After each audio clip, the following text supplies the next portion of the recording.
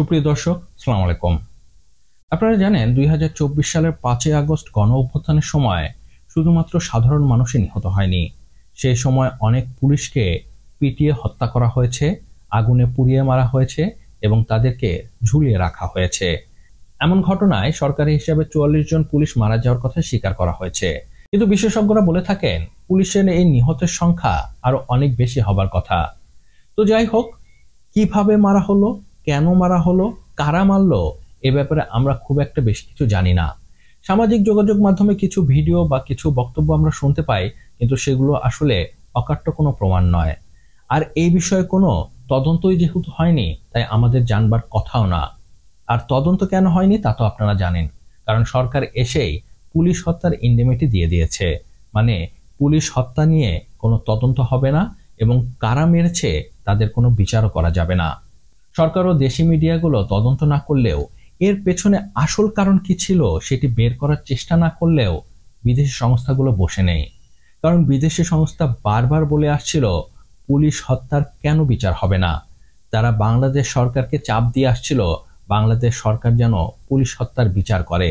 তো এমন একটি পুলিশ হত্যার তদন্ত করেছে বিবিসি এবং এ নিয়ে তারা একটি দীর্ঘ প্রতিবেদন প্রকাশ করেছে। সেই প্রতিবেদনের শিরোনাম ছিল বানিয়াচংয়ে বাছাই করে পুলিশ হত্যা, কি ঘটেছিল। জি হ্যাঁ, আপনি ঠিকই শুনেছেন।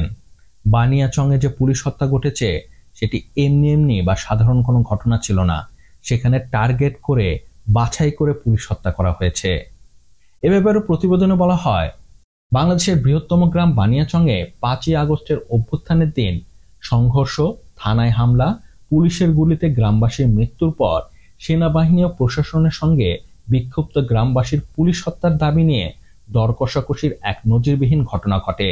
ওই দিন বিক্ষুব্ধ লোকজন বানিয়াচং থানায় আক্রমণ চালিয়ে অস্ত্র লুট ও অগ্নিসংযোগ করে এবং অর্ধশতাধিক পুলিশকে অবরুদ্ধ করা হয়। এর আগে সেখানে পুলিশের গুলিতে অন্তত ৮ জন গ্রামবাসী নিহত হয়। পুলিশের গুলিতে মৃত্যুর পর হাজার হাজার গ্রামবাসী থানা ঘেরাও করে সেখানে থাকা সব পুলিশকে হত্যার হুমকি দেয়। দিনভর আলাপ আলোচনার পর গভীর রাতে পুলিশ সদস্যদের থানার ভেতর থেকে উদ্ধারের সময় এসআই সন্তোষ চৌধুরীকে বাছাই করে ছিনিয়ে নিয়ে থানা চত্বরে পিটিয়ে হত্যা করা হয়। পরদিন ৬ই আগস্ট তার মরদেহ থানার সামনে একটি গাছে ঝুলিয়ে রাখা হয়। বুঝতে পারছেন এটি কত বড় ভয়াবহ একটি ঘটনা।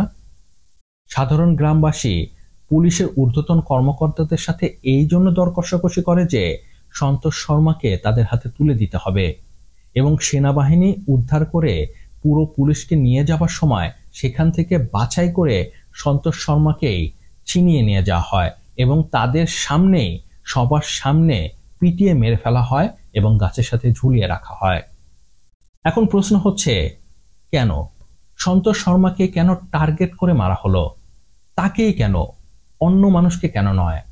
যদি এটি মব হতো তাহলে তো কাকে মারছে সেটি তো দেখার কোনো বিষয় ছিল না। যেহেতু টার্গেট করে মারা হয়েছে, নিশ্চয়ই এর পিছনে কোনো কারণ আছে। এই বিষয়ে তার সাথে এক সহকর্মী যেদিন এই ঘটনায় যিনি বেঁচে গিয়েছিলেন তিনি বলেছেন, কিছু মানুষ মনে করেছিল এই গুলি চালিয়েছে সন্তোষ শর্মা, কিন্তু ব্যাপারটি সত্যি নয়।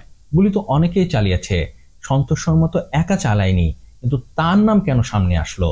এ ব্যাপারে এক এক মানুষ এক এক কথা বলেছে। কেউ বলেছে সে অনেক মানুষকে জ্বালাইছে, আওয়ামী লীগ ভিন্ন আছিল তাদের ধরছে, টাকা পয়সা আদার করছে, তার প্রতি ক্ষোভ ছিল। এখন আপনার মনে হতে পারে ঠিকই আছে, ওই পুলিশ তো ছিল আওয়ামী লীগের দোসর, তাকে মারা হয়েছে, ঠিক কাজ করা হয়েছে। কিন্তু ব্যাপারটা এত সহজ না। কারণ থানার কাছে থাকায় এক প্রত্যক্ষদর্শীর জবানিতে উঠে আসে সন্তোষ শর্মা ছিল একজন ভালো মানুষ। থানা থেকে সে মাদকের বিরুদ্ধে অভিযান চালাতো, মাদক ব্যবসায়ীদের গ্রেফতার করত, তাদেরকে আইনের আওতায় আনতো। তাই মাদক ব্যবসায়ীরা তার উপরে ব্যাপক ক্ষিপ্ত ছিল। তিনি বলেন, সন্তোষ শর্মার কারণে যেসব মাদক ব্যবসায়ীরা ক্ষতিগ্রস্ত হয়েছে সেই মাদক ব্যবসায়ীরাই ভিড়ের ভেতর থেকে আওয়াজ তোলে সন্তোষকে তাই, সন্তোষকে চাই। আর এর পরেই ঘটে সেই ভয়াবহ ঘটনা যার ছবি আপনারা সামাজিক যোগাযোগ মাধ্যমে দেখে থাকতে পারেন। এক বিভৎস ঘটনা। এখন আপনি বলুন, সন্তোষ শর্মা কি ভালো ছিল নাকি খারাপ? তাকে হত্যা করা ঠিক হয়েছে নাকি ঠিক হয়নি? এটি আমরা তখনই জানতে পারবো যখন এর সঠিক তদন্ত হবে। কিন্তু সমস্যা হচ্ছে সরকারের তদন্ত করতেই চায় না। তাই আমরা এখন কোনোভাবেই জানতে পারছি না আসলে কি ঘটেছিল এবং এর পেছনে তারা দায়ী। তবে যাই হোক না কেন, যতক্ষণ পর্যন্ত পুলিশ হত্যার বিচার না হবে, পুলিশের মরাল ফিরে আসবে না, যার ফলাফল আমরা ইতিমধ্যেই ভোগ করতে শুরু করেছি। গণ অভ্যুত্থানের 1 বছর হতে যাচ্ছে, কিন্তু এখন পর্যন্ত আইন শৃঙ্খলা পরিস্থিতির একটু উন্নতি হয়নি, আর হবেও না। কারণ ওই যে পুলিশের মরাল একদম ডাউন হয়ে গেছে। তাদের মনোবল ফিরিয়ে আনতে হলে অবশ্যই এসব ঘটনার সঠিক তদন্ত করতে হবে। দায়ী যেই হোক, দায়ী যদি পুলিশ হয় তাকেও শাস্তি দিতে হবে, আর দায়ী যদি সাধারণ মানুষ হয় তাদেরকে এই বিচারের আওতায় আনতে হবে। যতক্ষণ পর্যন্ত এমন না হবে, ততক্ষণ পর্যন্ত আমাদের দুর্ভোগ আরো বাড়তেই থাকবে। হত্যা যার বিরুদ্ধেই হোক না কেন, দোষী বা নির্দোষ, তা কখনোই অ্যাকসেপ্টেবল হতে পারে না। এটি কোনো আইনের শাসন হতে পারে না, এটি কোনো সমাজে হতে পারে না। মহাত্মা গান্ধীর কথাই আছে, আপনি যদি চোখের বিরুদ্ধে চোখ উপড়ে ফেলা শুরু করেন, তাহলে সমাজ অন্ধ হয়ে যাবে। তো যাই হোক, আমরা তো একটি মাত্র ঘটনা সম্পর্কে জানতে পারলাম। আশা করি ভবিষ্যতে এরকম আরো ঘটনার সঠিক তথ্য আমরা জানতে পারবো। তো যাই হোক, এই ঘটনা সম্পর্কে আপনার কি মত আমাকে নিচে কমেন্টস করে জানাতে পারেন। আর হ্যাঁ, ভিডিওটি কেমন লাগলো তা অবশ্যই জানাবেন, আর সাবস্ক্রাইব করতে ভুলবেন না। আপনার একটি সাবস্ক্রাইব আমাকে অনেক বেশি উৎসাহিত করে নতুন নতুন কন্টেন্টের কোয়ালিটি ভিডিও তৈরি করার। ভালো থাকবেন, সুস্থ থাকবেন, ধন্যবাদ।